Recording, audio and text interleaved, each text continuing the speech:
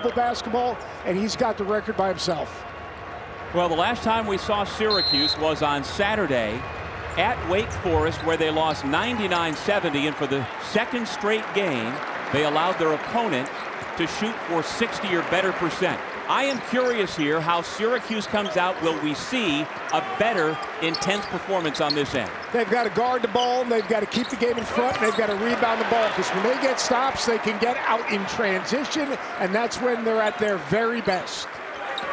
And so here is the Syracuse starting five. Again, all sophomores, and as Coach mentioned, JJ Starling has been playing better lately. He has been more aggressive, more assertive, becoming more of an alpha for this Syracuse team. Nice action to find Taylor for the first 2 points. Meanwhile, for the Cardinals, who come in with a record of 7-15 overall, Tyler Johnson, one of 3 players who had their career high in the game Saturday against Florida State. Yeah, Tyler Johnson's just hard to keep out of the lane. You can't overhelp. And there's Huntley-Hatfield knocking down that big 3. The ability to get a paint touch, flatten the defense, get him in rotation, kick out. Hatfield with a big 3. Brandon Huntley-Hatfield, just his 4th made 3-pointer on the season, but everything has been going his way. Last 13 games, averaging 15 points, 8.5 rebounds per. And he's got the first 3 for the Cardinals. Johnson takes it away from Judah Mintz. Good job of Johnson tracing the basketball, getting a piece on it. That's where he's at his best. Open court, pushing it. His decision-making has really improved over the last 2 weeks. Caleb Glenn, the recipient. Louisville up 5-2. And so we talk about this sophomore class having more responsibility. It starts with Judah Mintz. Judah Mintz must be good. He must be good in a lot of different ways. He's got to be good defending. He's got to be good with the basketball. He's got to be good with his decision-making and being a tone setter for this Syracuse team. He gets on the floor after Johnson lost the handle. Alternate possession. The ball belongs to Syracuse. And Doug, that's a start right there. Ball's on the floor. Syracuse has got to be first to the floor. All right, they've got to be active and alert defensively. They've got to pressure the basketball without overextending themselves and taking themselves out of plays defensively. Well, we got a quick glimpse there of your former assistant at Virginia Tech, Red Autry. And you have had an opportunity to talk quite a lot with him. What's your sense of, over the last couple of days, what's gone on here with Benny Williams being dismissed and then trying to recalibrate things here with a month to go in the regular season? I think it's not a rite of passage to be able to put that Syracuse uniform on. It's a privilege. And there's a standard that must be upheld to put that uniform on. And if that standard is not being upheld, then you don't have the right to wear that uniform. And Adrian made a tough decision. He went from being Red Autry to Adrian Autry when he became that head coach. And he's got to make tough decisions that are in the best interest of the program. And nobody understands those standards better than Red Autry, former All-Big East point guard, and then spent 12 years on Jim Boeheim's staff before taking over this year. So he knows what it takes and what success looks like here in Syracuse. Exactly. And he understands that he needs to develop good cash, and that's just too easy. That's a paint touch over help and a little easy drop-off pass. Really good start for this Louisville team in terms of paint touches, forcing the defense into rotation, and making a good decision. Around and out on the 3 ball by Mintz after the dunk by Caleb Glenn, the freshman from Louisville, with 4 early points. Off the block shot there to clean it up, Trey White. And we've got a timeout, Syracuse. Louisville has scored 9 straight points. And so Red Autry uses his first timeout.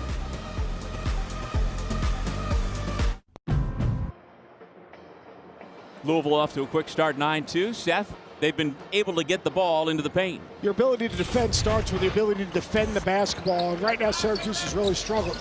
Paint touch, pocket pass, bam, layup. No communication. You got to be connected defensively. Same thing, middle penetration, get to the offensive glass. Ball goes up, you can't follow the flight of the ball. You got to find someone, cut him out, and rebound the basketball. Good timeout by Adrian Autry.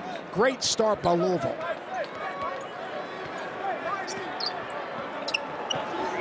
I was only half listening to you because Teddy Valentine was having a little fun at your expense during that timeout, saying you belong in a wheelchair. Teddy Valentine, he should be a supervisor of officials. He's so old. He's too old to be running up and down the court like this. I mean, The Grecian formula is not working for him.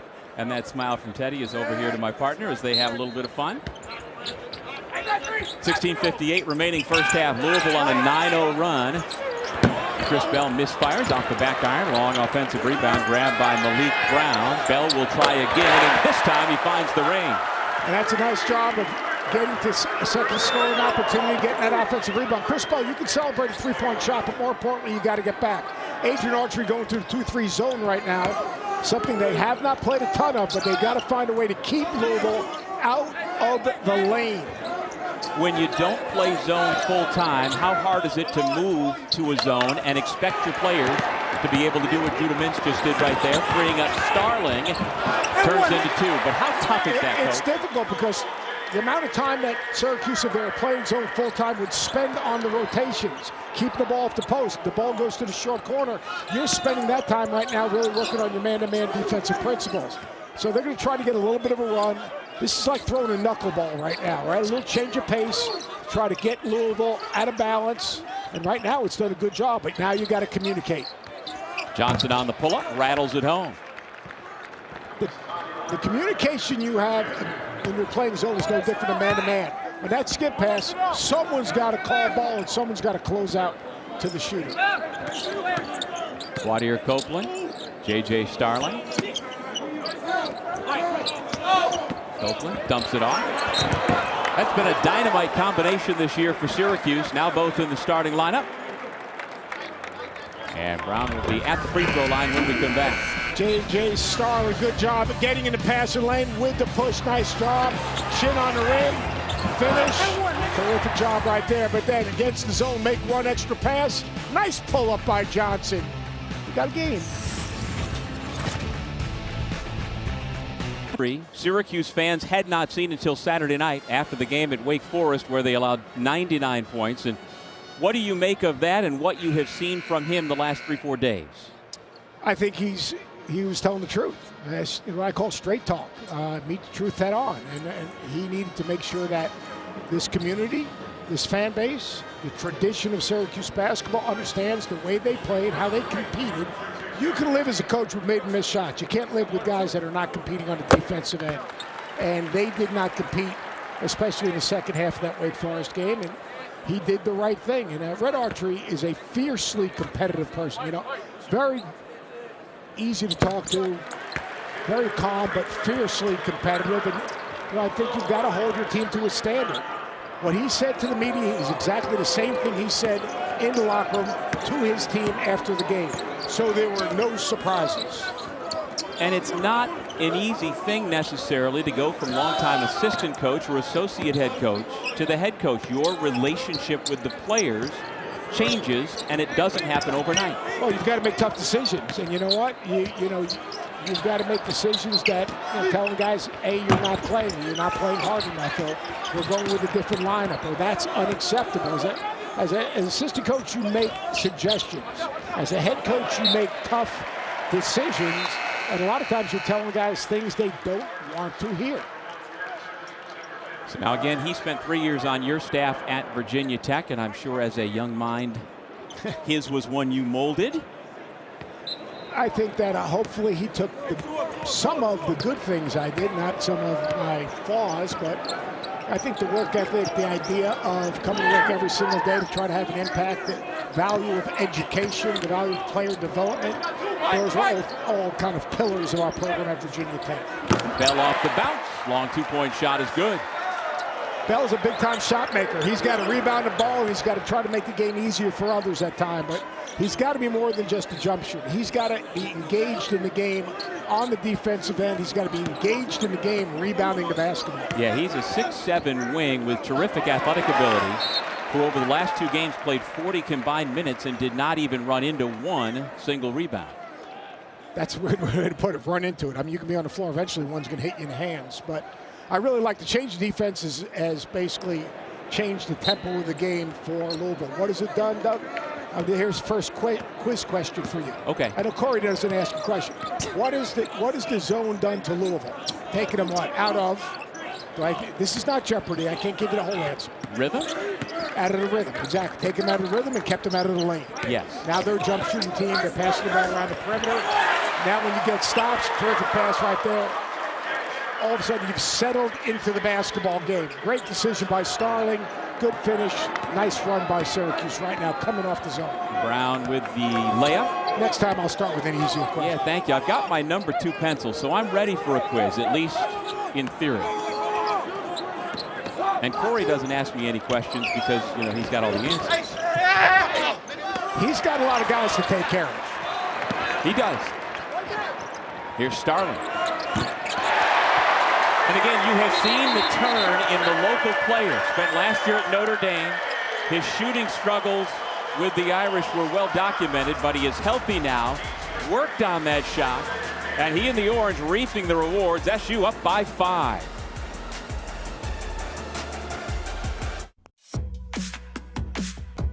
Has made its last 5 shots, a 9-0 run, Seth. Yeah, 9-0 run, basically energized by the zone defense. Threw a little knuckleball right there. You get a deflection. All of a sudden, you play ahead of the defense.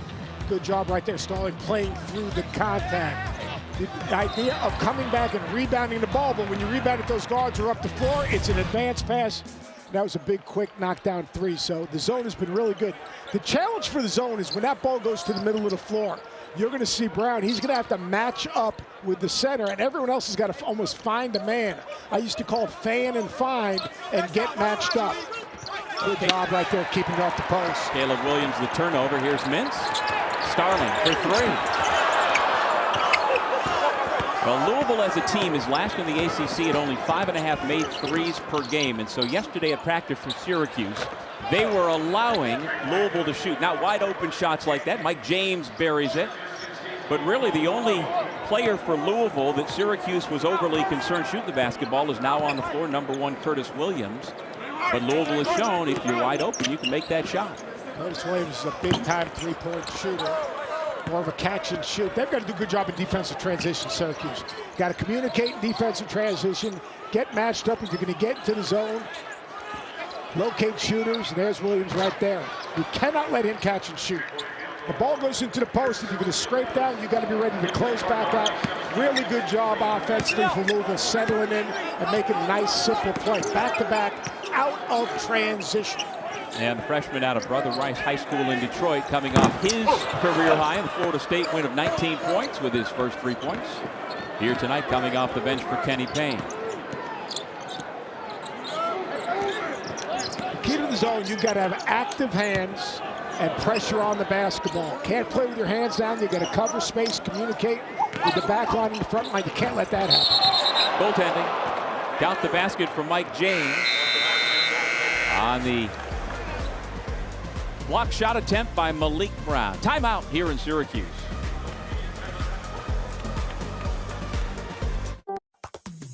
Penetration, no one talks, no communication.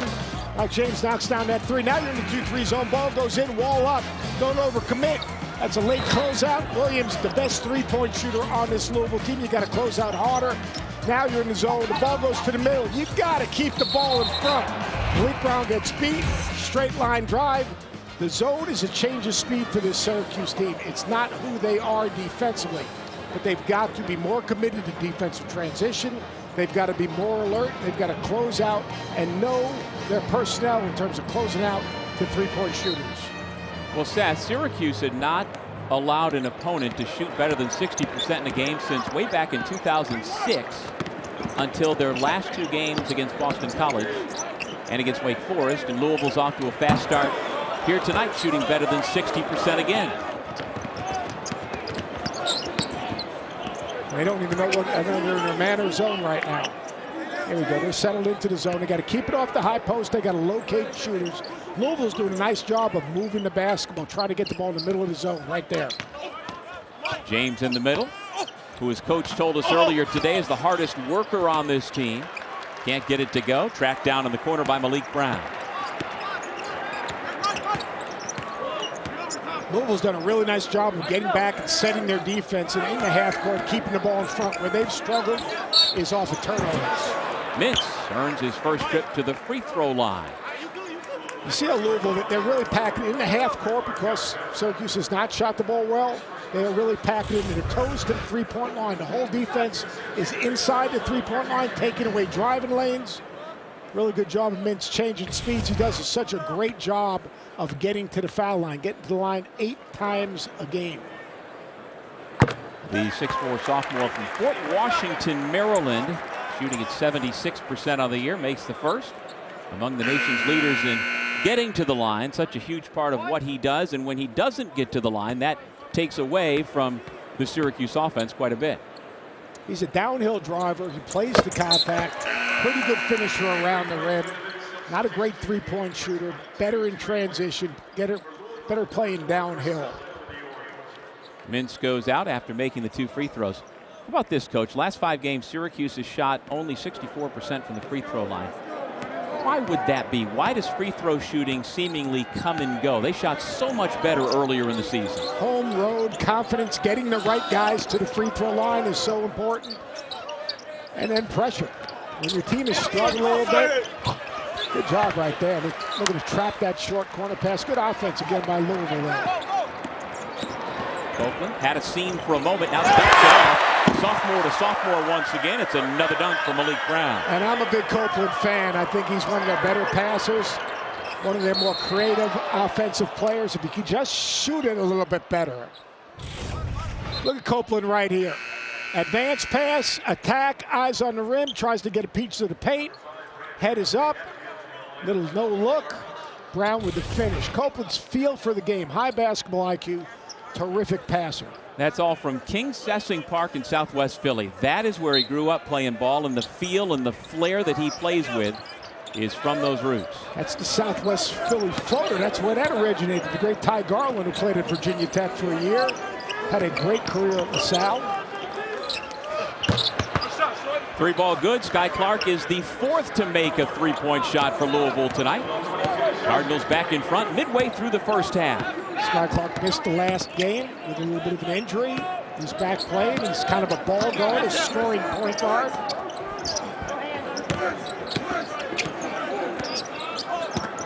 Now a little bit more ball pressure. Starling cut off. Now on the switch. Try to go inside to Brown. Kick it back out. Wide open Bell. Off the shot fake. Three more. Good job defensively, and a really good job being patient in the paint right there. 3rd leading scorer on the season for Syracuse at over 10 per game. And when he shoots it well, Syracuse usually wins.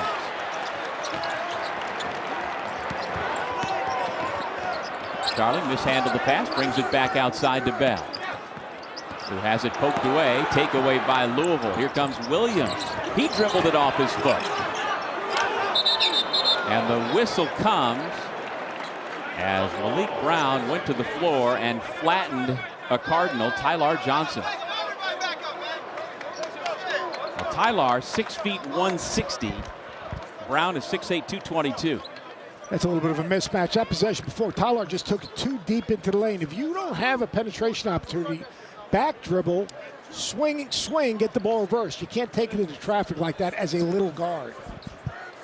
Again, Johnson coming off a career-high 27 points and 11 assists against Florida State, both nearly doubling his previous high. Syracuse playing the zone underneath that bounce, but that ball goes to the post. You got to get matched up. Huntley-Hatfield left it short. Copeland pushes the tempo. Bell on the reverse. Love the ball in Copeland's hands. His decision-making, his vision, his feel offensively. Another turnover. Here they come again. Starling with the two-handed flush. Kenny Payne needs a quick timeout.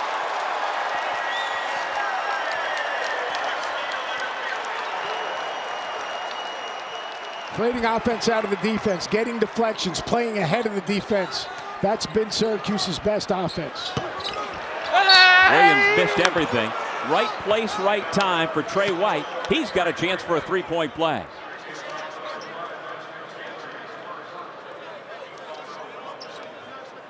Taylor picks up his first foul of the night. And so the USC transfer Trey White at the line out of prolific prep.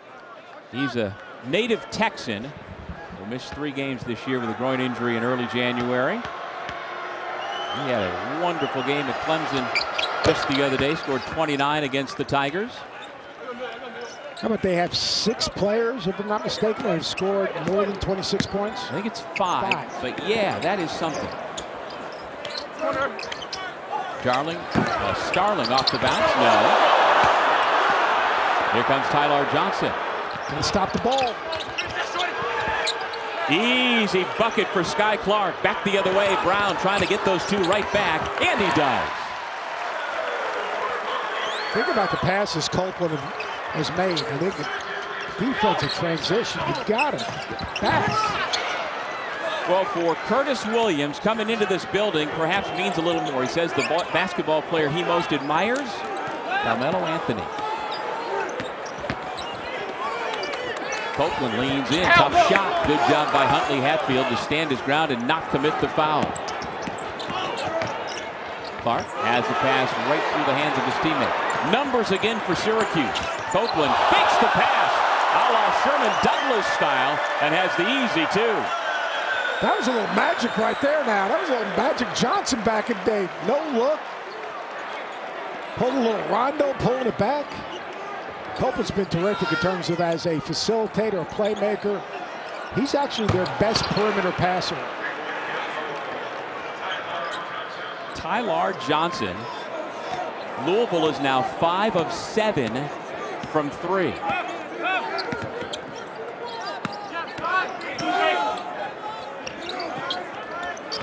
Got a mismatch for Johnson. Bell with a hand in his face, give him 3 more. He's got 13 to lead all scorers.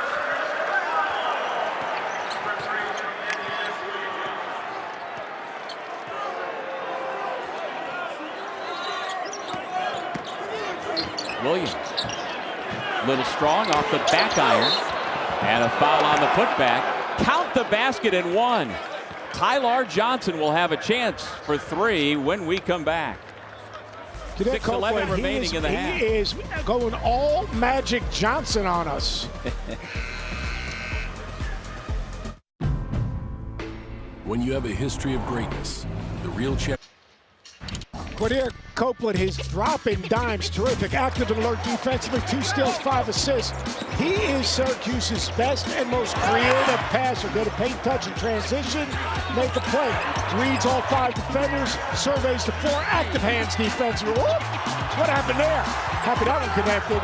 And then in transition, if you do not stop the ball, fake the little drop off and finish at the rim. He uses his size, his length to see over the top of the defense. A creative passer in transition.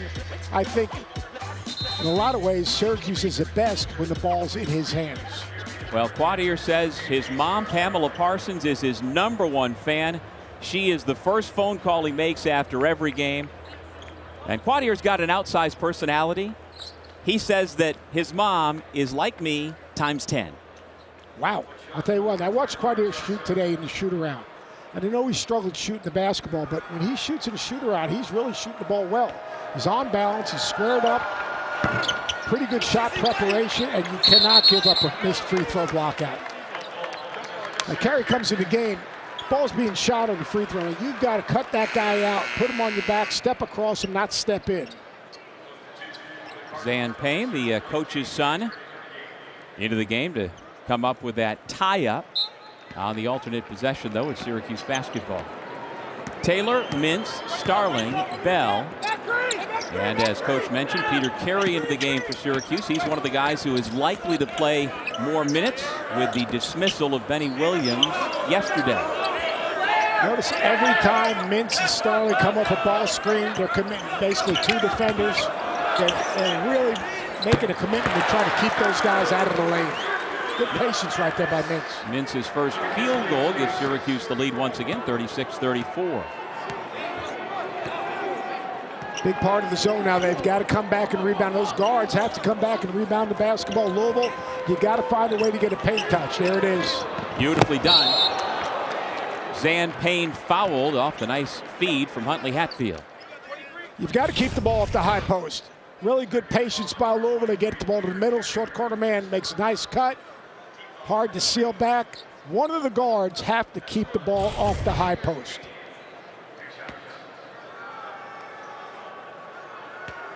Zan Payne, one of 27 sons playing for their dads in Division I. Well, coming up next, we'll take you to Cameron Indoor for number 9 Duke hosting Notre Dame. What will the Blue Devils do coming off their weekend loss in Chapel Hill? I think probably play with a little more sense of urgency. I think that's first and foremost. And then probably the other thing is probably survive the broadcast crew. Judah Mintz off the bounce. The big question with Coach Boeheim returning to Durham for that game, jacket on or jacket off? Jacket off, especially because you're upstairs. You're upstairs. And it's warm up there. Get matched up now. Can't let that happen. When that ball comes to the high post, you got to step and play. Really good patience by Louisville, getting the ball in the middle, especially Huntley-Hatfield. His ability to catch, face, and either score or move it has been really impressive. You know, he was a top 20 recruit coming out of high school when he went to Tennessee. But he has been very open talking about the fact that confidence was an issue for him as a young guy trying to find his way in the SEC. And now, a couple years later, after transferring to Louisville under the guidance of Kenny Payne, you are really starting to see the emergence of Brandon Huntley-Hatfield. He totally believes in Kenny Payne. And Kenny Payne's done a good job of nurturing him. Big guys develop differently than perimeter guys. And it takes time for them to get to understand getting up to the speed, playing in space, having to defend ball screens, having to play out of double teams, and then getting in world-class conditions so you can improve. Kenny Payne has done a great job of connecting with him, nurturing him, and empowering him. And you see the rewards the way he's playing right now. The last 5 games, 15 points a game. The last 13 games, almost 15 and 8. Yep. Well, last season, BHH dealt with a foot injury, which also made it tough for him to get in world-class shape, which we have seen him this year. And he's got all the metrics, 6'10", 240, a junior from Clarksville, Tennessee, a wonderful athlete. Johnson to Williams for 3. Johnson came down hard, offensive rebound for Louisville, and Johnson limps away, not putting much weight on that left ankle, while the Cardinals knock down another 3. And Tyler Johnson hops all the way back to the Louisville locker room. Tyler Johnson's been their shot creator and their playmaker in terms of getting them into offense. But if you look on the right side of the screen when this ball is shot, oh, that's not good. You can see he rolled it. You see Carey, you've got to put a body on someone and cut him out when the ball gets shot.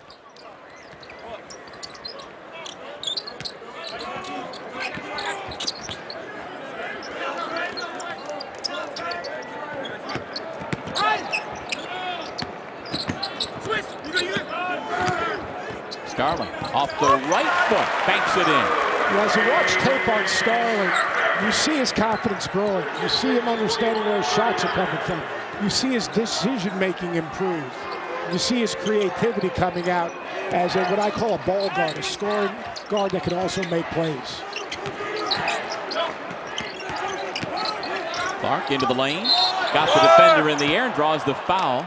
It goes against Taylor in the act of shooting. Syracuse up 2 as we head to time here at the JMA Dome.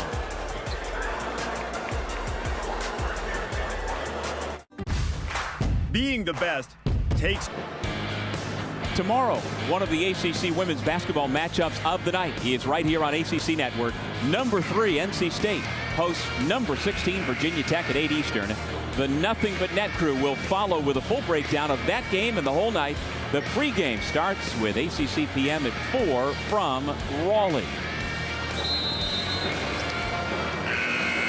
Brandon Huntley-Hatfield has got 8 points in this game, but he's so good in the middle against that zone because he can catch it, face, knock down that little 15-footer. He can also move it and play post to post with the guy in the short corner. He's just a tough matchup. And then JJ Starling, as this season's gone on, you just see him growing each and every game. Last 5 games, 18 points a game, 16 for 43 from the 3-point line. picking his spots, being more aggressive, driving with a purpose. So you put him and Mintz together, and that is a dynamic backcourt. Skyy Clark at the free throw line makes the front end.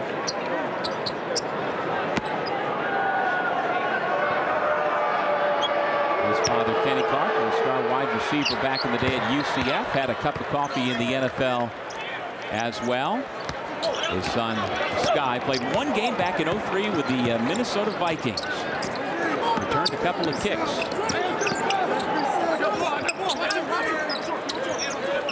Syracuse got to do a better job of rebounding the ball in that zone. Bell has had the touch so far tonight, given 15 points. Nice job coming up, a little wide pin down, curled it, shot ready, good delivery. Great job, Red Autry coming out of the timeout, executing.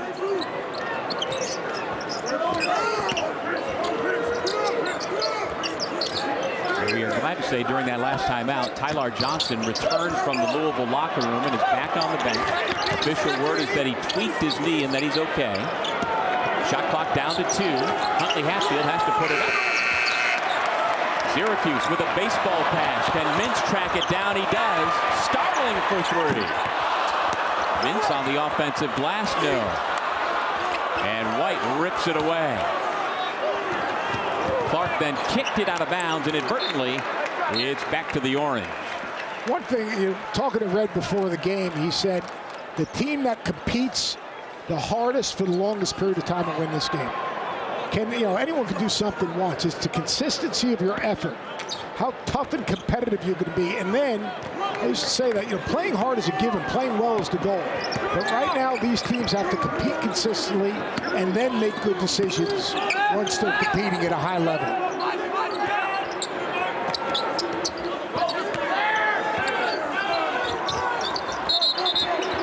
Kick ball, reset the shot clock to 20. Well, for the first 18 minutes, who do you think has been competing harder here tonight, Seth? I think they've both been sporadic. I think that Louisville's done a nice job on the glass. Syracuse has done a good job creating offense out of the zone and playing ahead of the defense. The baseline screen coming right here for Bell. Watch Bell, number 4. Good job. Good job scouting right there. Mintz gets it back, and he was fouled.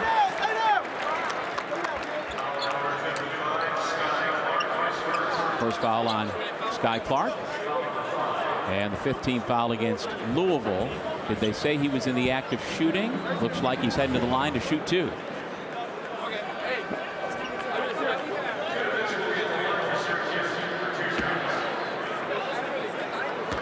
It's like, Doug, it's like working with me. Can you do the tough things consistently? No. So, that's the challenge. Like for these guys on the court, can they do the tough things consistently?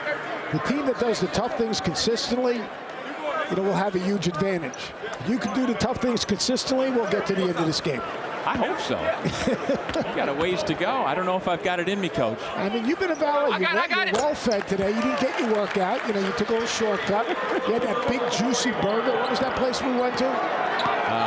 Ale and Angus. Ale and Angus. We're the biggest burger you've ever seen. You showed great discipline, by the way. Only half a roll.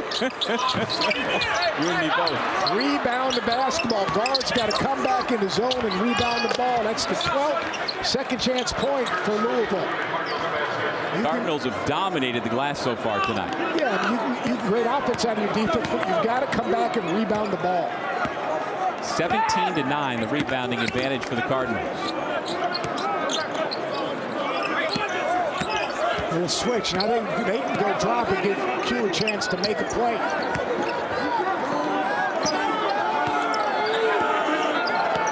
Seven to shoot. Mintz backing down. Johnson tries to stay with him.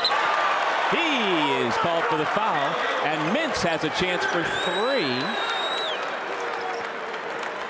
3. Good job. This is like old Mark Jackson, St. John's back in the day. Little back down, get to the middle of the floor, use your size. Really nice job by Judah Mintz.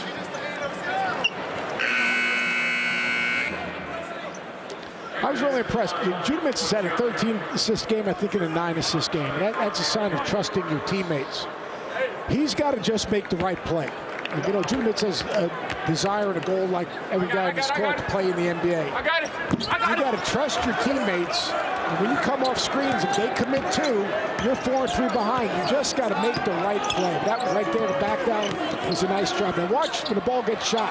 Guards have to come back and rebound. There you go. Guards come back and rebound. Now you can run. Brown quick outlet to Bell, looking for the shot. He's got it. 18 points for the sophomore from Concord, California. And rare to see him shoot one off the bounce. Most of his shots are off quick ball reversals, one more catch and shoot. Well, Orange fans will remember his career-high 25 points against Colgate to come back from 24 down earlier this season and beat the Raiders. James, tough shot. Drew the contact. He hit the hardwood very hard and is yet to get up.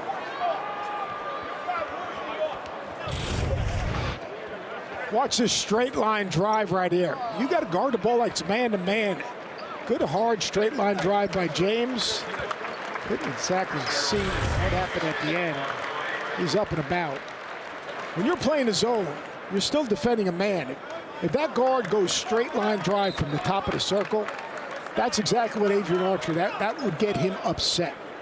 Because you got to stay between the ball and the basket. You play in a zone, you close out on a ball handler, stay between the ball and the basket. It's what you learn when you're a little kid, you know, playing CYO basketball. Keep the ball in front. Great job by James there. But the no call on the defense by Brown, who went straight up. And James seems to be okay. He stays in the game out there with White, Clark, Williams, and Huntley-Hatfield defending the final 20 seconds of the first half. Get the last shot.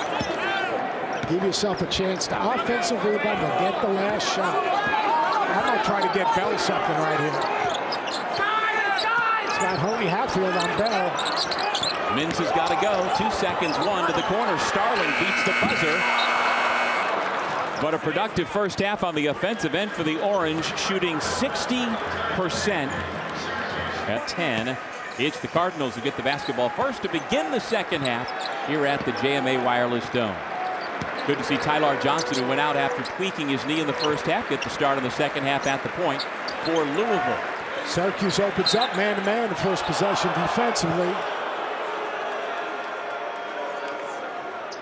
Really important for Syracuse right now in this man. Keep the game in front of you and then force a contested shot, come back and rebound.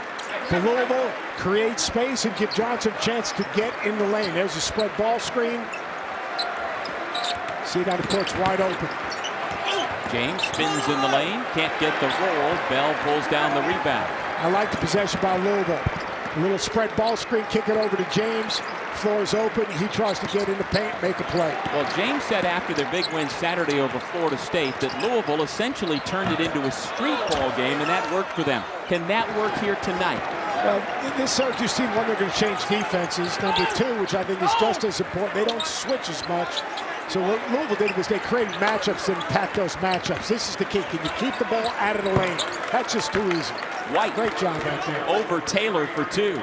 I'm not sure that the individual defensive players for the Syracuse team can keep Louisville out of the lane. I think they're going to have to continue to change defenses throughout the game. Mintz has it poked away by Johnson. He's liking these back downs right there. Well, he's got about a 4-inch height advantage, and so he will head to the free throw line after Johnson picks up the personal. When he gets in those back downs, he's got to work to the middle of the floor. And if he works to the middle of the floor, he can either shoot a quick jump hook, or then he can spin back and use his size to score over the defense. On the other end, Doug, if you're defending man-to-man, you've got to keep the ball in front. You're playing against Louisville. You got to understand your personnel. You cannot overextend. Play in gaps and close to shooters on the kick out. But you can't give up those straight line drives. And as you saw there, Mintz is second in the ACC in steals per game at over 2.1. But that doesn't necessarily tell the whole story of a defender, right, Coach? 100%. You set me up pretty good there. There's a difference between stealing the ball and creating a turnover. Stealing the ball basically lacks discipline. Maybe it's an anticipation. If you try to steal the ball too often, it's a risk-reward proposition. If you force a turnover, you're basically defensively sound, and a turnover could be a bad pass, but turnover could be a quick shot, A turnover could be a bad shot. A turnover could be pushing the offense out a step and taking them out of the rhythm. Clark feeds inside White. Going to work on Starling. Nice look and move for the former USC Trojan. A great start to Louisville, and a great job by Kenny Payne finding matchups, attacking matchups against the man-to-man. Back-to-back going at Starling with White, who's bigger and can either beat him off the bounce or take him down to the block.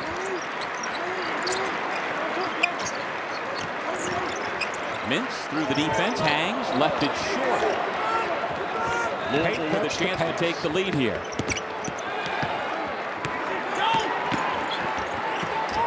Clark to the corner, White for three. Now Louisville didn't score there, but they got a great look off Mintz trying to go for the steal in the backcourt and not getting it. Mintz makes 2 plays in a row right there. That ball, he is just shooting a cover off the ball. That's 21 for Chris Bell. Possession before, Mintz tried to make a bad play, a hard play offensively, turned it over, and then he tried to get for a steal. You got to be solid. James buries the triple. And there's Bell helping down, and then he doesn't get back out to close out. James knocks down the 3. You can't trade 3-point shots. Cardinals draw back within a point.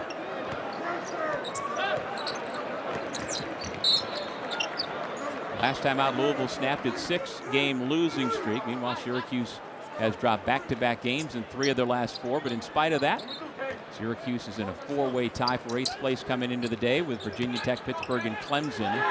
Although those 2 losses, their last 2 times out. Mintz able to get to the bucket and score.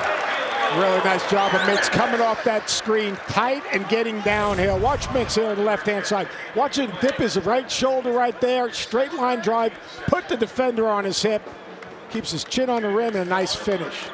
I like what Syracuse is doing offensively. Defensively, they got to be more committed. I absolutely love what Louisville's doing right now. Attacking matchups, playing with space, not settling and dictating the shot they're going to shoot.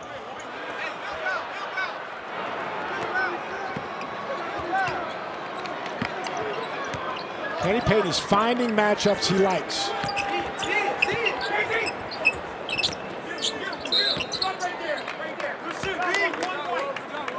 Brown called for the foul, trying to fight for space inside.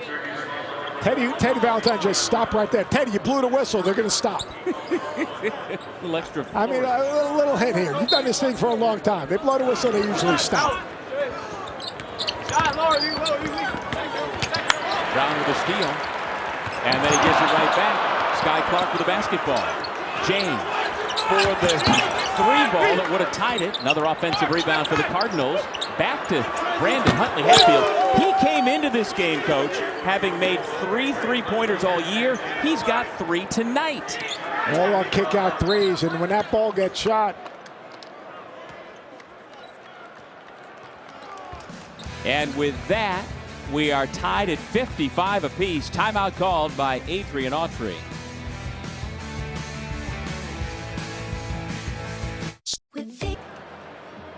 Doug Sherman, Seth Greenberg back in Syracuse. Louisville and the Orange tied at 55 apiece. And during your days as a head coach at Virginia Tech, you were shaping young minds, including that of your former assistant, Adrian Autry, who I don't think was getting the message at that point. Hey, right there, I got to get away from this guy. This guy's lost his mind.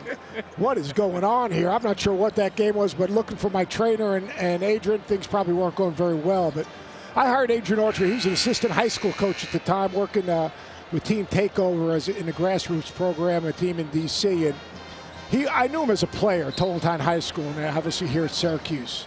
He had an insatiable work ethic, tremendous effort. He loved the game, loved everything about it. Was lost in the game, was lost in getting better, helping players reach their potential, cared about anything and everything. Jim Boeheim did a great job with him. And in the end, he's coaching in his own personality, hopefully taking a little bit of everyone who's touched his life. But this guy here is going to be a terrific head coach.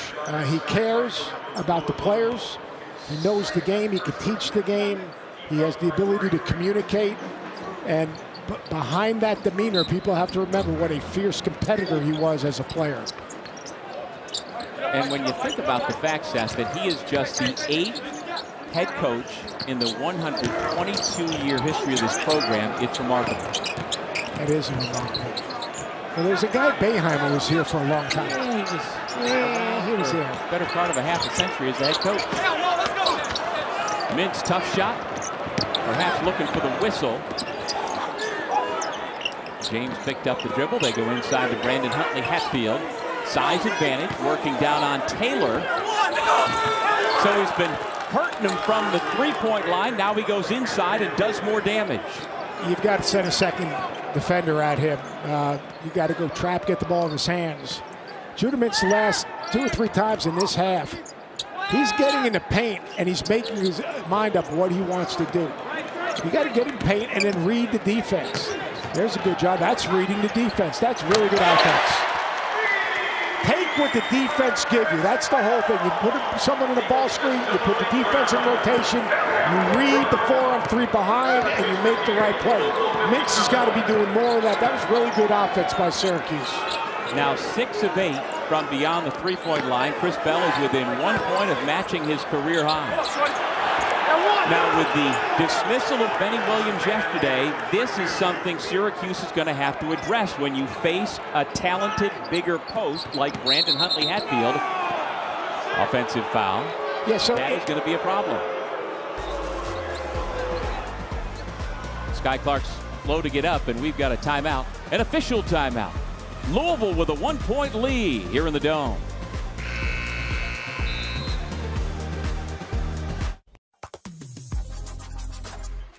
The interaction with everybody here. Since December, Brandon Huntley-Hatfield has been outstanding for Louisville. And I love what Kenny Payne's doing, isolating him on the block. Watch right there. You're one-on-one. This is an advantage. JJ Starling, either you're going to double or you're not going to double. You're in no man's land. Even on Brown. Here's the back down. He's working to the middle of the floor. Starling again. You cannot allow him to get a foot in the paint. Either you're going to go or you're not going to go. Once he puts it on the ground, you got to go and get the ball out of his hands. Right now, Kenny Payne is doing an absolutely tremendous job of finding matchups and exploiting matchups. Do you think for Kenny Payne that comes from his time spent in the NBA, the couple of years he spent as an assistant coach? Without a doubt. There's no doubt about it. The NBA is a game of creating matchups, whether it's off of switches or finding an advantage. Syracuse back to the zone right now. Out of the zone, what do they have to do? Quiz number 2. Keep the ball from getting into the paint. And number 2, what do they got to do? Gotta get shot. Close out. Rebound! To the three-point line. And rebound. And there's the steal. Good job. Change defenses. Copeland to Starling. Count it. Goaltending. So what has happened by going to the zone? They've taken away Kenny Payne going to a matchup and creating offense out of the defense. Watch here. Boom. Deflection. Copeland always making the right pass.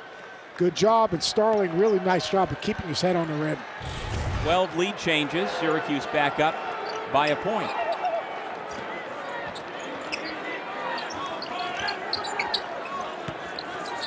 White has a step along the baseline. James fouled on the shot.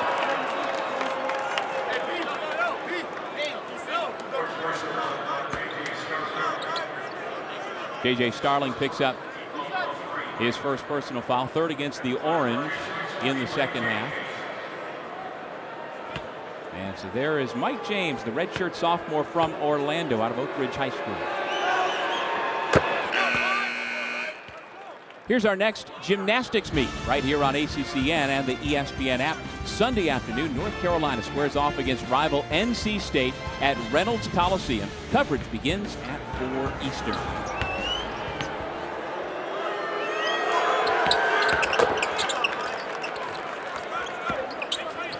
Big part of James' 18 points against Florida State getting to the line. He was 14 of 19 against the Seminoles.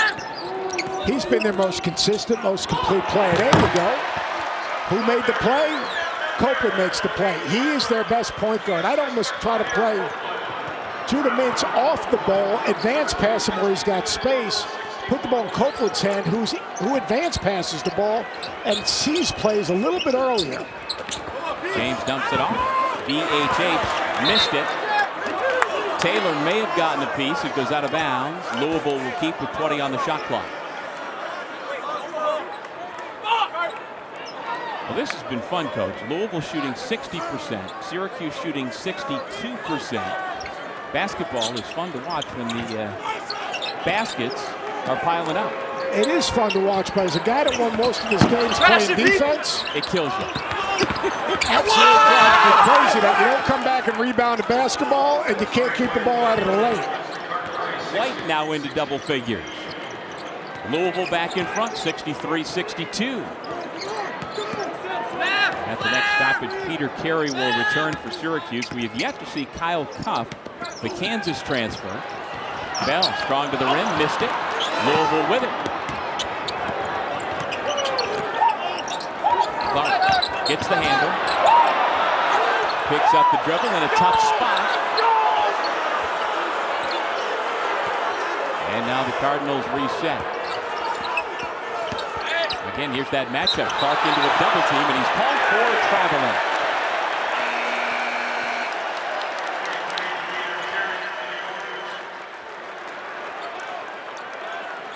Here's the hardest thing that Adrian Autry has with Bell. Bell is a big-time shot maker, all right, but he's got to do other things. He's got to defend. He's got to sprint back in defense. He's got to rebound the basketball. All right, he can't be a one-trick pony. He could really impact winning if he just does some of the intangibles a little more consistently. Copeland, tough shot. And the contact. He'll have a chance for three. All right, Doug, you watch this team a lot. Full disclosure, Newhouse graduate. Yes. All right, change speed, change direction. That's what good players do. Boom, change direction. Because of his size, has the ability to finish right there. You watch this team. The ball has got to end up in terms of playmaking situations in this kid's hands. Yes. And if he can make just a couple of shots, he has a really good feel and a good pace. And that would take pressure off of Judah Mintz. And as you observed at shoot-around today, he has a good shot. It just hasn't translated into a better percentage in game. Now watch when the ball goes on the rim right now.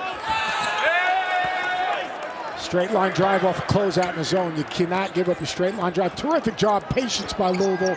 Ball reversal. Copeland lost it and winds up going into the front row along the baseline. And the Cardinals are back in front, 65-64. Louisville on the road, giving the orange all it can handle.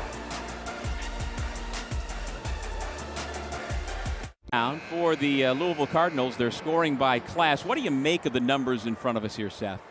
Well, this is a foundation. Now you got to build around this foundation as you move forward at Louisville basketball, but you've got a solid foundation. James can score. And Trey White's been absolutely terrific at the start of the second half. He's had a couple of ISOs where he's got to the front of the rim. They posted him some. But if you're continuing to build, if you can find the right guys in the portal, and you find an elite high school player, and you build them around veteran players, if everyone can return, then you have a foundation. And that's the key. Now, can they compete, and can they do it consistently? That's the challenge. And not just putting up numbers, but efficient numbers. Well, specifically Trey White, you know, he was a starter on an NCAA tournament team last year at USC. He made the Pac-12 all-freshman team, averaged 9 points, 5 rebounds. Now that he's back healthy after missing a few games in January for Kenny Payne, he continues to evolve into one of the better players for the Cardinals. Yes, Williams making that turnover, but I like the other Louisville players walking up to him going, let's go, next play, which is what you want to see from your more experienced upperclassmen. Copeland rejected the screen and then got rejected himself. Trying to do too much. Clark left alone with the elbow. Another easy two for number 55 in black. Got to stop the basketball in transition. First rule, defensive transition. Stop the ball. Big possession right now. Copeland, last two possessions, he's tried to make hard plays. A little stagnant right now, Syracuse. 10 to shoot. Taylor trying to work on Williams. Now with 4 to shoot. Starling's going to have to initiate. Good defense by the Cardinals, who lead by 3 with the basketball.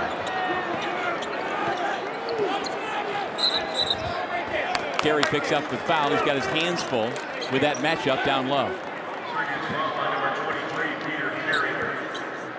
You look at this Syracuse lineup right now. Who's going to make a jump shot?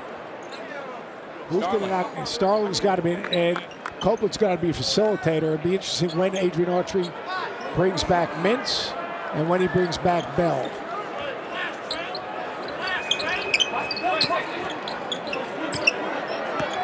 And Malcolm had a really good workout this morning with Jerry McNamara. That's a blocking foul as Copeland barreled down the lane. James slow to get up, but he seems to be okay.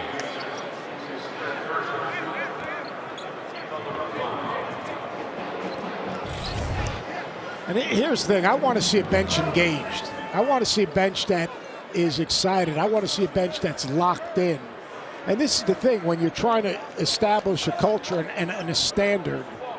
You know, you talk about what happened this past week with Benny Williams and being suspended from the team. Well, you know, it's not a rite of passage to put that jersey on. It's a privilege. You know, you play for those who played before you. These guys that you got 10 minutes to go in this game, it's a 2 or 1 point game. These guys need to be locked in, engaged, so when their number's called, they're ready to go. They're ready to go. And then if they're not in the game, they need to be basically invested in the game with their teammates. 1 out of 2 from Quadir Copeland, back to a 2-point game. Louisville continues to dominate the glass. It's now 31-12. The Orange has just 2 rebounds in this half. Clark for 3. There's rebound number 3 for Syracuse this half. Malik Brown pulls it down. Here's JJ Starling with the basketball. Taylor cut off by James.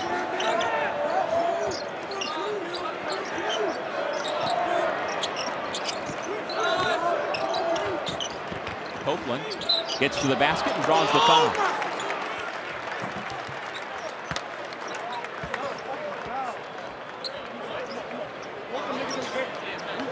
Copeland does a good job of using his body, and he's got legitimate size. He made that big 3 against Miami. You would think that would have given him some confidence, but he's got legitimate size, sees over the defense, just got to make simpler plays. Well, during practice yesterday, Red Autry said to his sophomore point guard, ball fake less, pass more quickly. And I found that interesting as he makes the first. Saturday night, the Nothing But Net crew will break down the day in the ACC with highlights and analysis of every men's game and look ahead at the best matchups on the schedule in the coming week. That's coverage you can only find in one place right here on ACC Network and the ESPN app. We talked to Jerry McNamara about that very same thing again today at shoot-around. What did you think about that, Coach? I think it's really important. I mean, basically, you get in the lane, you get a paint touch. Your decision's really simple: score it or move it. Skyy Clark. Huntley-Hatfield gives Louisville the lead once again. Carey can't rebound the basketball. I mean, they're absolutely getting crushed on the glass. Copeland to the rim. Trying to find Brown. Out of bounds off of Syracuse. Back to Louisville.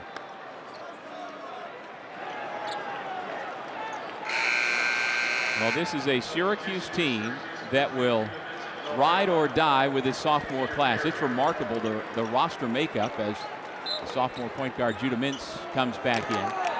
No points from a senior, no points from a freshman this year. And with the dismissal of Benny Williams, that is a junior now off the roster.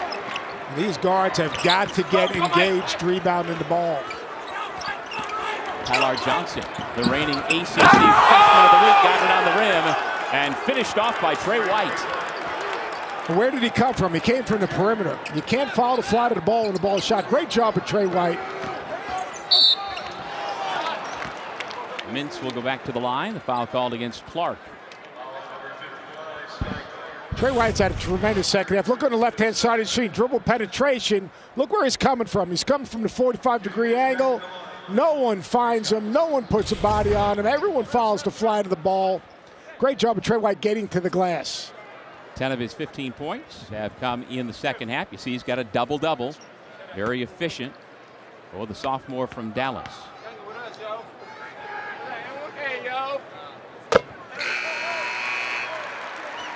Really like the way Louisville's playing. I mean, they've attacked matchups. They've attacked the zone better when they haven't turned it over. They've been aggressive on the offensive glass. Basically what they've done is they're taking advantage of their strengths. Can you impose your strengths on your opponent's weaknesses? And that's exactly what they're doing.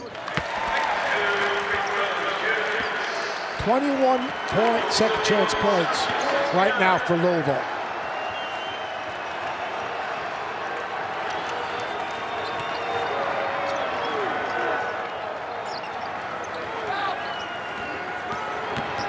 Good job of keeping it in front. That's better.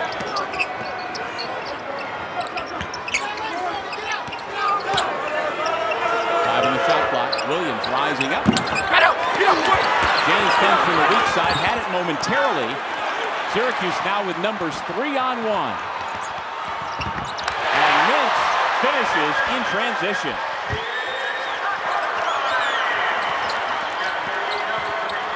Tyler Johnson.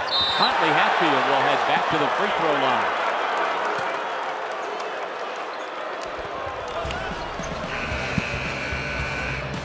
line. Under 8 minutes remaining in quite the entertaining ball game, tied at 71.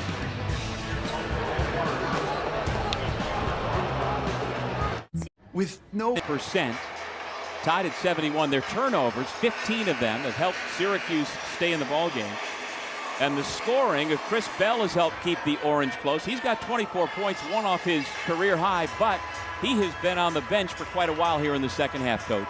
Yeah, Chris Bell is a talented shot maker, but he can't be more than, he can't just be a shot maker. And I think Adrian Autry, he's trying to get his attention. He's trying to say, son, you are really talented. We need you if we're going to have a chance to win this game or to be successful. But you've got to be more than just a guy that's coming to make shots. You got to sprint back on defense. You got to help us rebound the ball. You got to make the right play. And I think what's going to happen is he's going to challenge him. Eventually, he's going to get him back in this game. Body language is going to be really important. Now, look, if he pushes back and gives body language, you put him back in the game. You're sending a bad message. You're sending a message that, you know what, that type of behavior is tolerated. So this will be really interesting last 8 minutes for Syracuse and for Chris Bell. Body language in terms of how he's sitting on the bench, is engaged with his teammates so he can earn the right to get back in the game is going to be the big thing. And we just saw there assistant coach Alan Griffin go down and talk to Bell. What do you think that message might have been, Coach? Get your head out of, you know what, be engaged in the game, be a good teammate, right? Stay positive, and when your name's called and coach goes to you, be ready to play.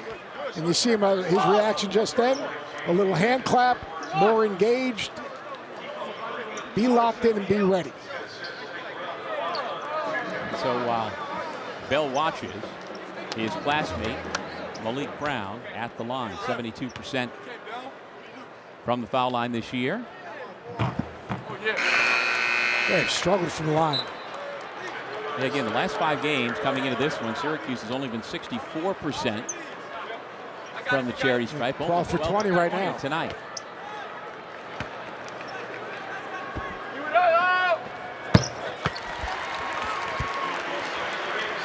Back to a 1-point game, 7:35 on the clock.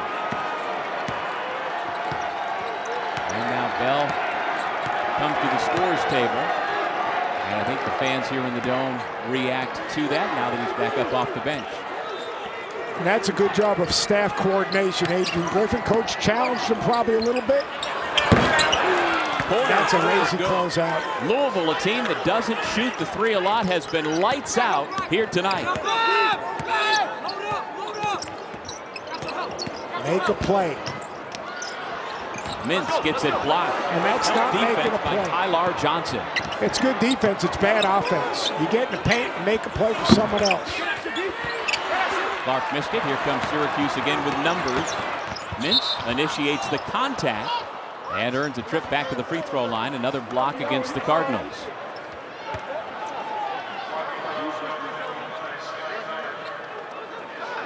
Fourth foul on Clark, the 8th against Louisville.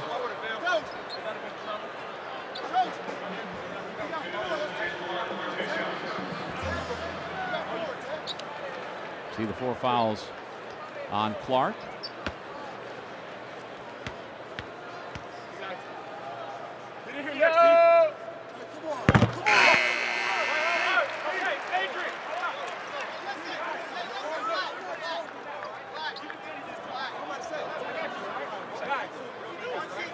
And if Mintz makes the second free throw, Bell will come into the game. Lots of conversation here. Yeah, one of the people on the line screamed as he was about to shoot the free throw. Now Bell comes in for Taylor.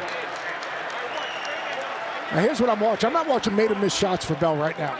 Is he going to sprint back on defense? Will he stick his nose in and help him rebound? Will he sit in the stance and try to keep the ball out of the lane? Got to make free throws.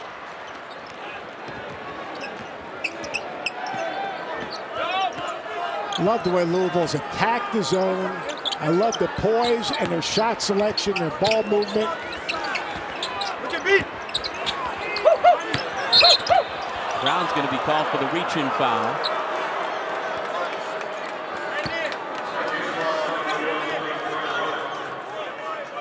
That is his third.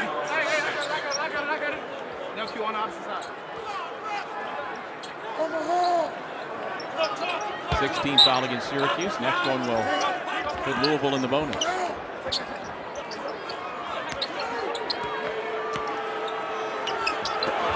Johnson passes inside.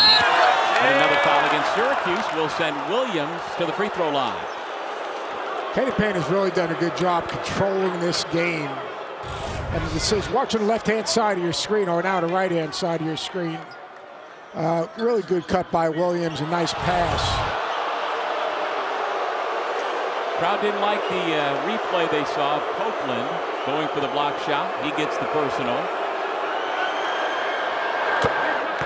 Curtis Williams, the freshman from Detroit, calmly sinks the free throw. He was a top 100 recruit coming out of Brother Rice High School a year ago. He gets 1 out of 2. Rebound by Bell. That's his 5th of the night.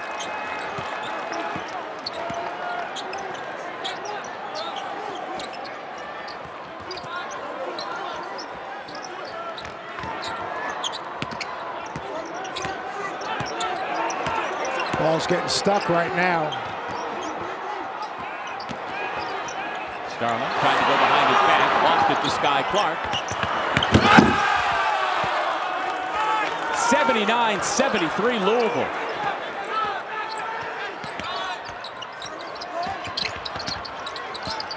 Make plays. Ball's really getting stuck for Syracuse right now. Everyone's trying to make a play themselves. They're not making plays for each other. Great job defensive by Louisville. There's an extra pass. Copeland shovels it to Brown. Back out to Starling with a clean look. Both teams, it's amazing if you make an extra pass and make a play for someone else, the quality of your shot improves.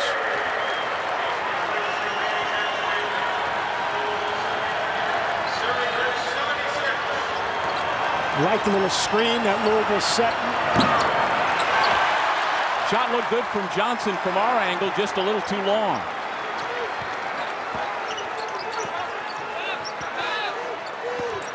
Under 5 minutes remaining.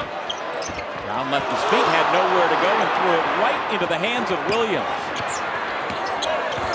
Clark has it poked away. Fight for the ball. It comes to Syracuse. Starling saves it. Mintz out ahead of the pass. And he'll have a chance for 3 and a chance to tie the ball game. Good job on the advance pass. Really active defensively, coming up with a 50-50 ball. Louisville playing a little bit too fast, a little bit out of control in this play. Good deflection right there. Bell actually sticking his hand in, getting the deflection. And a very good pass right there.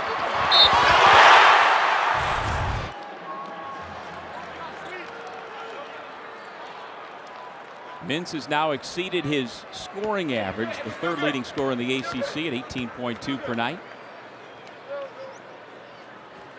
And we're tied once again at 79.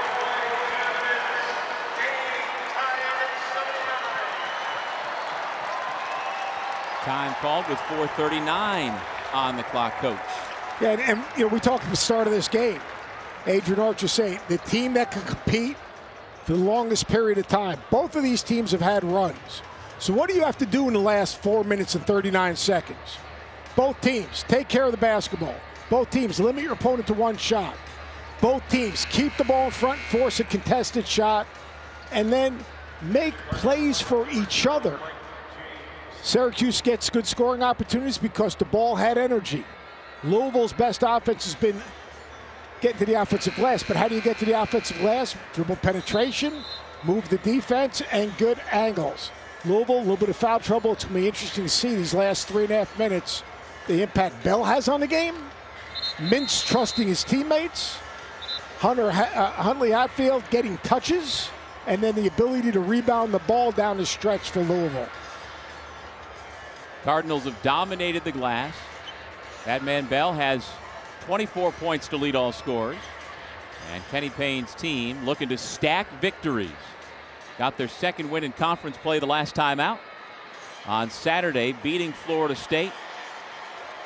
And trying to make it 2 in a row. Coach Autry trying to get his troops up with 4:39 to go.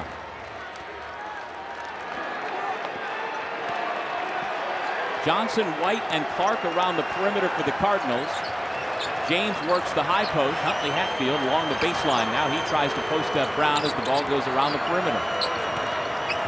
Johnson inside. Huntley-Hatfield, great pass. White. Blocked. Brown. It'll be Louisville basketball with 11 to shoot. Really good offensive possession right there. You got the ball to the middle of the zone. Really good cut by Trey White on the baseline. And Bell, see now up, good engaged, and a good job of Brown coming behind. 9 to shoot. Mintz goes for the steal. Clark to the high post. James turns. Tries to make the pass. And with 4/10 of a second on the shot clock, the whistle comes. 1-1. 1-1. I think that was a foul. It goes against Trey White of Louisville. That is a great job of fanning and finding. And that's where the foul was. The foul was before the reach by Copeland, but any chance we can get that one more time? When that ball went into the high post, you look at Judah Mintz. He fans out and finds the open man and comes up with that steal. Watch right, that ball's going to go into the post. Watch, the ball's going to go into the post. Watch number 2. Excuse me, it's Starling right there. Really good job of fanning out and getting to the open man. And so Starling makes the front end. He'll get the bonus.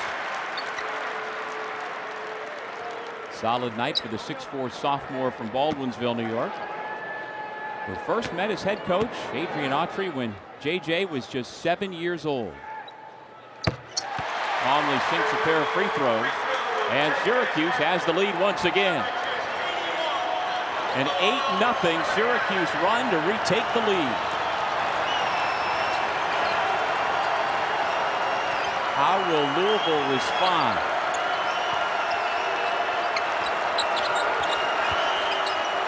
White is doing a really good job of going behind the defense.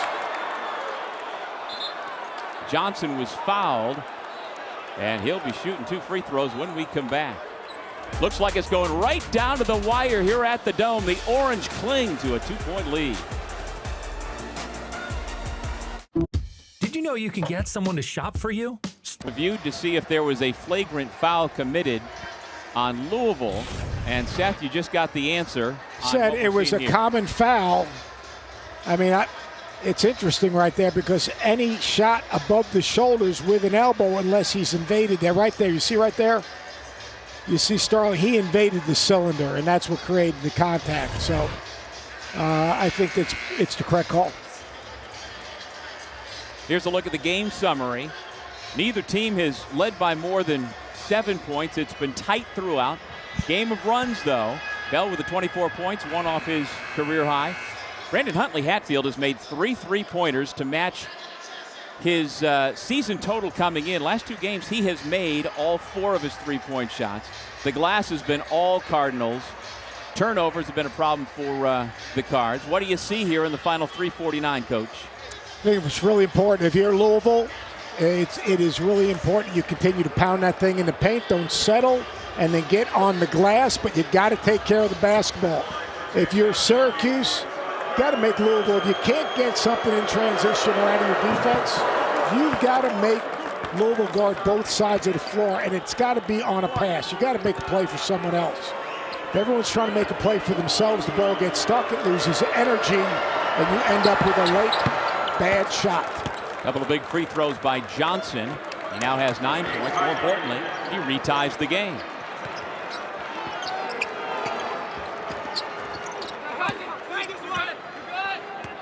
Bell, Mintz, Brown, Copeland, and Starling. This has been the closing five for Syracuse for the last several weeks. Now the ball stuck, short clock. Bell. Huge shot for number 4, and that's a new career high to put Syracuse back in front. Big time shot out of basically almost a broken play, but an unselfish play. Copeland not taking a bad shot, but making the next pass. Does Louisville have an answer? 3 minutes to go in regulation. James leans in, doesn't get the bounce. James had a hand on it, but it goes out of bounds, back to Syracuse. Like now, if you're Syracuse, what's our best action? Can we get Bell a shot? Can we get Bell where they overcommit and then we play off of them overcommitting? Maybe a backdoor cut or something like that. For Louisville, you're fine. You just got to be solid. Keep it in front, limited Syracuse to 1 shot. Defend without fouling. Johnson defending Starling. Now Clark with Mintz. Everything's about trust right here. Possession arrow Syracuse. Now, Trey White is trying to tell the officials the arrow is wrong and that Louisville should have it, but he does not convince Teddy Valentine. And so it will remain with Syracuse with 2:33 to go. All right, 10 on the clock right now. It's either going to be a high spread ball screen or some type of stagger for Bell. Mintz has got to stop playing with the ball. You move your defender and then you want to attack. Every time he's played with the ball, they've done a good job of getting underneath him. Here's the ball in his hands.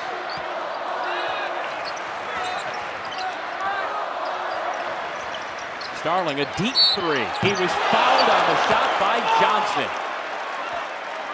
A huge mistake made by the Cardinals point guard. And if I'm not mistaken, that might be his 5th.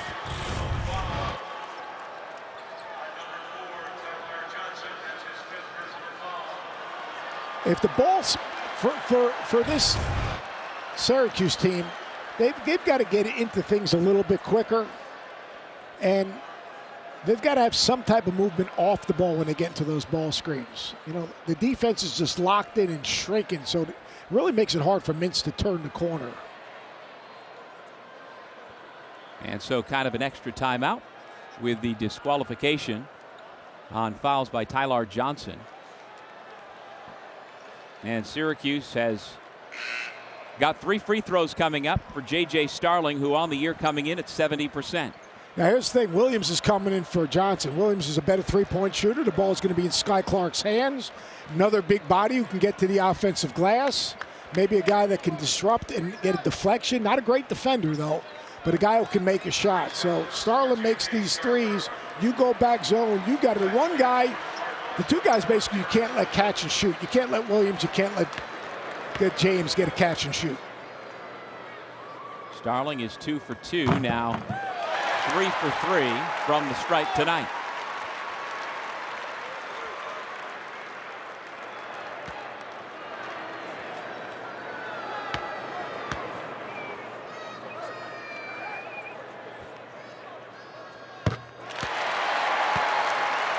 You know, Syracuse assistant coach Jerry McNamara, Mike Hopkins, longtime assistant under Jim Boeheim, now the head coach in Washington, used to hold a camp, a hoops academy at the Mello Center, non-recruitable for young kids. Starling was one of those kids, and here he is now 15 years later, making 3 big free throws for his hometown team. He's improved so much during the course of this season.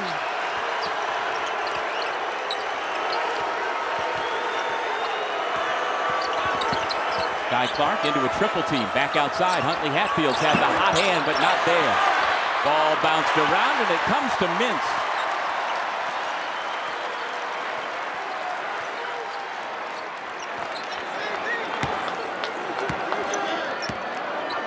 Under 2 minutes to go. Syracuse in no hurry with the ball and a 6-point lead. They're going straight flat ball screen for Copeland. And nice, good job of making the right play.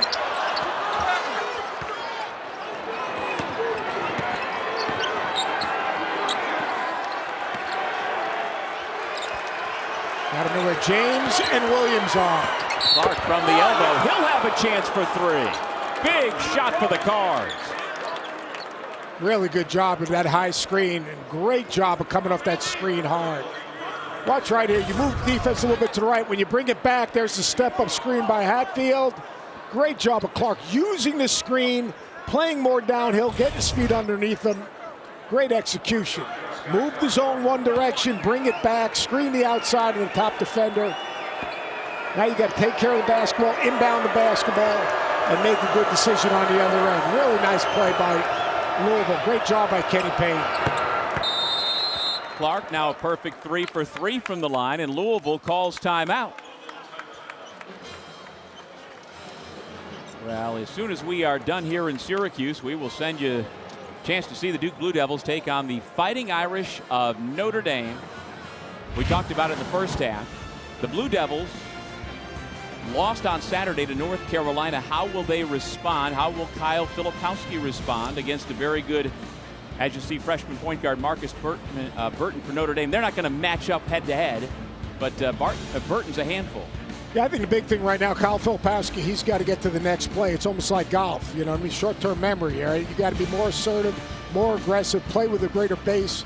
And then Tyrese Proctor, I thought Tyrese Proctor really struggled against North Carolina.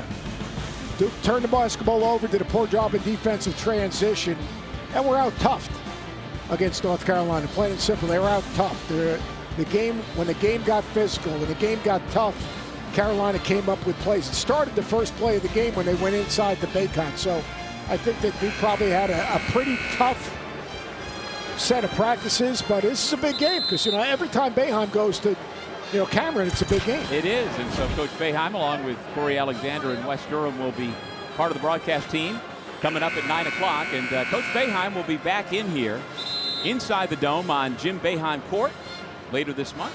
When Notre Dame is in town, it will be Jim Boeheim Day. And he's only been back in the Dome once. He came when Dave Bing went up in the Ring of Honor, his old teammate and good friend. And Coach Boeheim already up in the Ring of Honor, but it will be Jim Boeheim Day, February 24th. How long have they had the Ring of Honor? Just a couple of years. Not been long. How can Dave Bing not go in the first class in the Ring of Honor? Thought the same thing. And from what I understand, the pandemic threw off timing of things.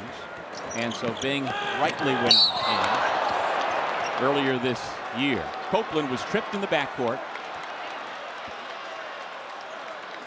And another Louisville player fouls out. It's Mike James who has his night come to an end.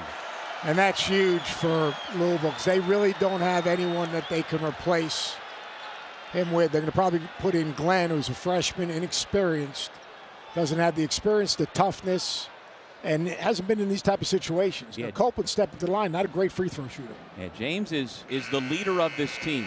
Third-year sophomore, sat out a year with a medical red shirt because of an Achilles injury. And certainly they will miss him for the final 129 of regulation. So now if you're Kenny Payne, you've lost 2 of your guys. Johnson and James out. Clark one more and he'll be disqualified. Where do you turn at this point for Louisville? It's going to be White and Huntley-Hatfield. I mean, look, the ball's got to go through the post right now. There's no doubt about it. And then maybe Williams knocking down a jumper. Skyy Clark came off that high ball screen, did a really nice job last possession. I would think the ball would be in Skyy Clark's hands, spacing the court with Williams, and put Huntley-Hatfield in some type of screening situation with White trying to get to the offensive glass or playing off that post pass. Caleb Glenn, the freshman from Louisville Male High School, has come into the game to replace Mike James. Copeland missed the first. Here's the second.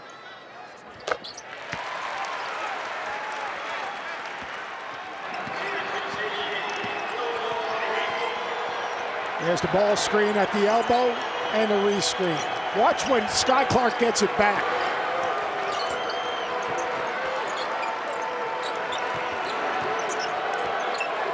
This shot's been Louisville's best offense. Clark uses the screen and hits the three. We said that outside screen of the guard, you've got to fight over that. You can't melt off of that screen. Really nice job of screening, and Clark, again, with this lineup, he's got to be the guy to make a play. I don't like... They got to switch. Make plays for each other. Both of these teams, you got to make plays for each other. Ball screen from Brown. Mintz picks up his dribble.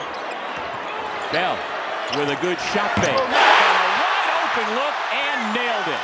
He's made every shot, but now you got to get back on defense. Bell can make shots. If he's energized in every part of the game as he is with his shot preparation, that's a big thing.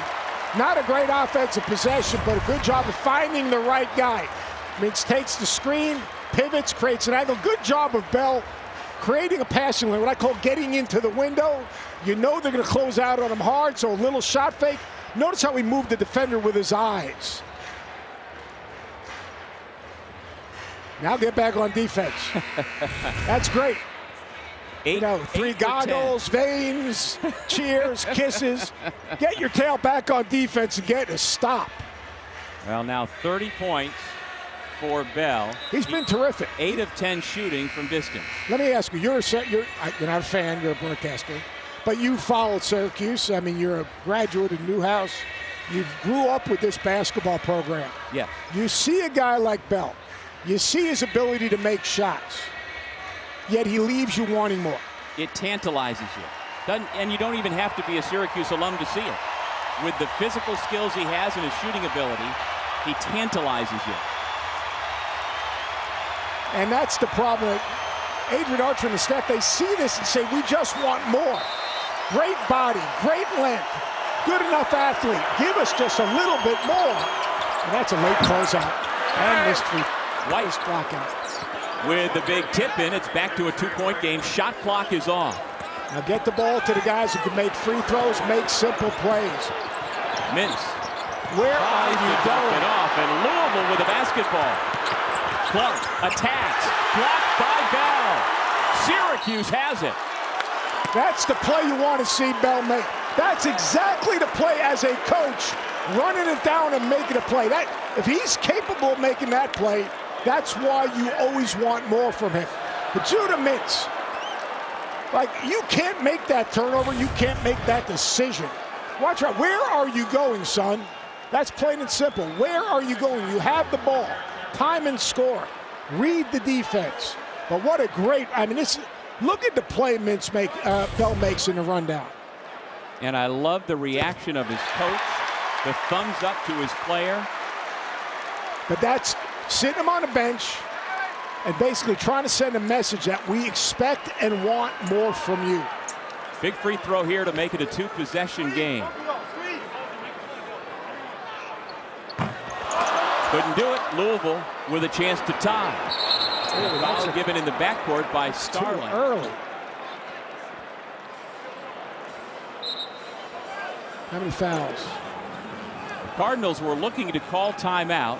Kenny Payne is saying he got to the front court. We should get the ball here on the sideline out of bounds. But Starling seemed to give up that foul in the backcourt. They're in the bonus. Was the timeout called before? I think that's the question. They were trying to get it before the foul. I'm Kenny Payne. I'm saying, wait a second, my man got fouled. Make 2 free throws. Now you can get a trap and a foul and stay in the game. Now you're the 2-time ACC Coach of the Year. In situations like this, defensively, do you foul or just play under straight 5? Up? Under 5, under so not 5. yet. Yeah, not too early to foul.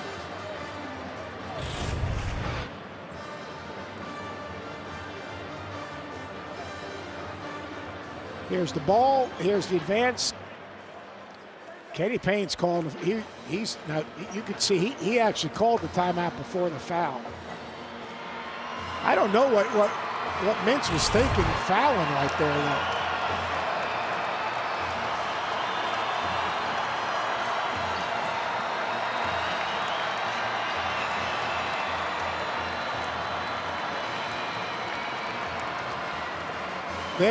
They have the ability to go back and review exactly. And if we can stop it, in a way we can spot shadow Kenny Payne. He's on the right-hand side of your screen. I guess he called the timeout advance. Look at him on the left-hand side of your screen. He's saying, bring it, and now watch him right there. He's calling timeout. He called timeout prior to the foul. Really good job with the officiating crew working together.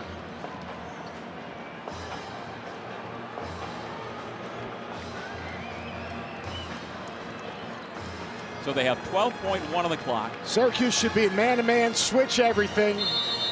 If they can turn a ball handler right here in the backcourt, that's good. You force him in the backcourt, keep it in front. It's a switch and a contest. Clark for the tie. He's got it. Here comes Copeland. 5 seconds. And it's blocked from behind. They're going to count the basket. It's a goaltending call that will give Syracuse the lead back. And with that call, the officials will go and review it at the monitor. Really good job, and you switch up. You don't want to foul, and that is a big-time shot and great execution.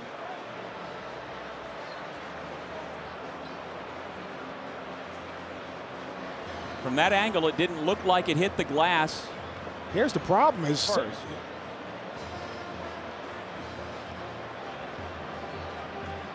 that's Caleb Glenn trailing the play. And Brown gets to follow.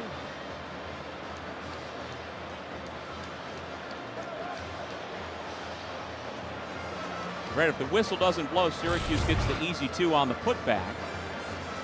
But the whistle blew. 3 seconds, a long time.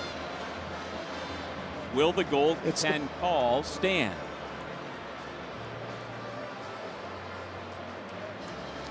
I don't think it was a goaltending. I don't either. I think it was on the way up and it didn't hit the glass.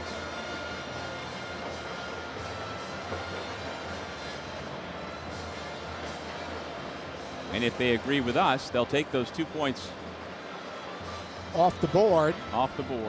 And give Syracuse the ball with 3 or 4 seconds to go, no matter what they come up with time-wise. These are 2 plays now. Where are you going? You're ahead of the field. Veer out. Don't have to score those 2 points. Just veer out, and now all of a sudden you're running 2 seconds, 1 second. It's a 1 second game. Like, just keep your dribble alive and take it right underneath the backboard. Game's over. Game's over. You could say, well, you know, it's a 4-point game. You finish, it's a 4. You dunk it, it's a 4-point game. All right, the officials have come to a determination.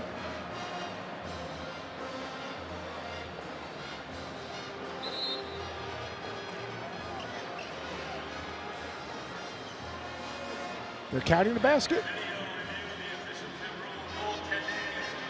Wow.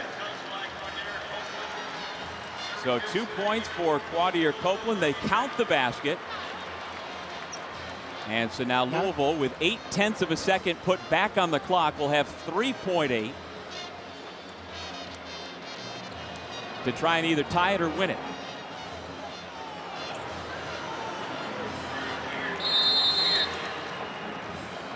Now time is called by Syracuse. I'm confused here, right? That 3 tied it. Syracuse retook the lead on the goaltend to make it 94-92. Copeland missed a free throw. So the goaltend right now is the difference in the game. And Syracuse uses its last timeout to set up its full court defense against Louisville that has already lost 2 of its key players. 3.8 seconds is a long time. By the way, math was not my strong point in Fairleigh Dickinson. Harvard on the Hackensack. Harvard on the Hackensack. Didn't teach me to speak very well either. So here, you've got to turn the ball handler in the backcourt. You can't foul, obviously, in the backcourt. Look for Kenny Payne to try to get the ball on the run to Skyy Clark, and then step up and set a screen for Clark to try to get him downhill. But he's got to catch the ball on the run. Now he might catch it on the run, one dribble and advances to James, but that's you're going to try to get the ball on it, like basically what I call a shallow cut. Now the other thing that could happen is someone will screen for him on this shallow cut. They'll hit the screener, who will then advance pass it to Clark on the run. Let's see how they set up, and I'll give you a better understanding of what they're going to do. No timeouts remaining for Louisville, so they've got to get it in with Caleb Glenn against the 6'11 sophomore Peter Carey, who's come off the bench to defend. Watch 55. Here he is. He's catching on the run, and here's going to be the screen. Clark has it. Here's the screen. There Into it the is. front court. Looks up at the clock. Puts it up. No. And that's your ball game. Syracuse wins it 94-92 on a